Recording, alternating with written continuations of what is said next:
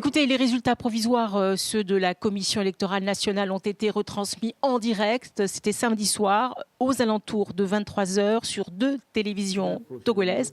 Alors, ces chiffres officiels donnent une victoire écrasante, vous l'avez dit, au parti présidentiel, le parti UNIR, l'Union pour la République, qui rafle près de 95% des sièges à l'Assemblée nationale, précisément 103 sièges sur 113.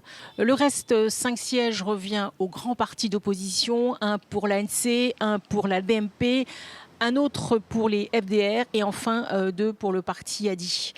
Le taux de participation est, lui, de 61% selon la commission électorale.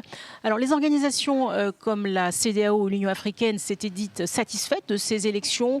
Les envoyés spéciaux des chaînes internationales n'avaient pas été autorisés à couvrir ces élections.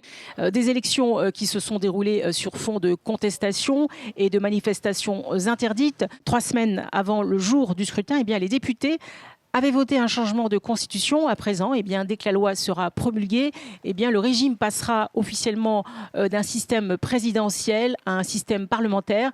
Résultat, l'actuel président Faure Gnassingbé ne sera plus soumis à la présidentielle en 2025 parce que selon la nouvelle constitution, il deviendrait le président du Conseil des ministres parce que c'est lui actuellement qui est le chef du parti majoritaire au Parlement.